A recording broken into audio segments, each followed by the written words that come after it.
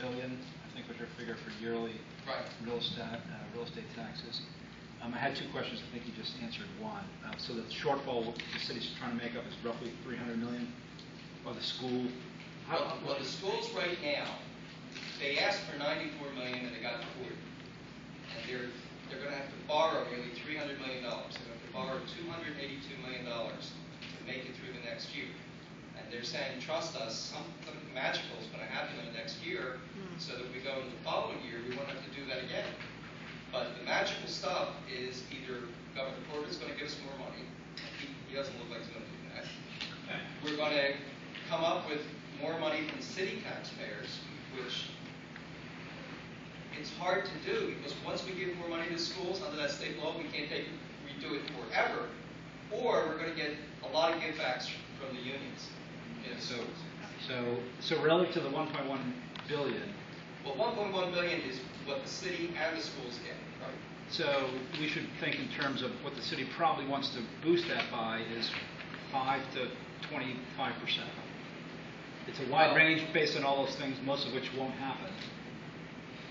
So what is the 1.1 billion? What's that? What do you think the target realistically is? Because you mentioned earlier that, of course, what they want to do is raise. I don't think these guys have a target.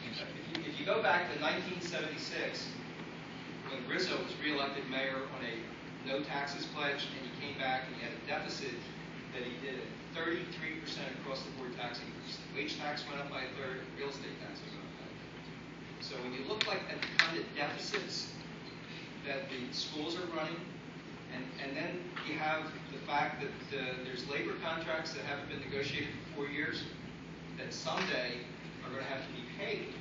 So you have an accumulation of the debt that's substantial. And when you look at that debt, there's the danger of that kind of level of increase. But the political realities are that it's a sin to have taxes in it.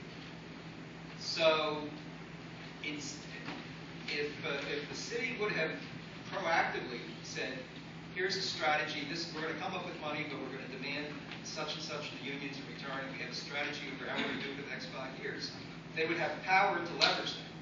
Instead, they're backing into it. And every year, they're like, how short are we? What can we get by? 94 million? How about 40 million? Does that get you there? No, it doesn't get you there. It's halfway across the bridge. So they don't have a target. They don't know what their target is. Second part.